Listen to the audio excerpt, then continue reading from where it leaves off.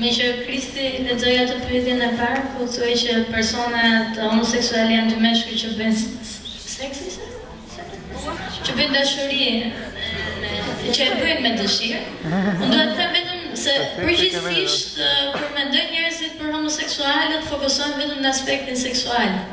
Dhe ky është një nga problemet që sjell dhe krijimin e stereotipeve të gabuar dhe fobinë ndaj homoseksualëve.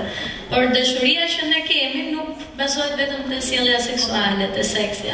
Ashtu siç janë dhe marrëdhëniet e juaja që krijohen mbas ndjenjave, ndani bashkë shumë gjëra, tradhtia, xhelozia, çdo lloj ndjenje e mundshme, të njëjtat marrëdhënie kemi edhe ne personat homoseksual.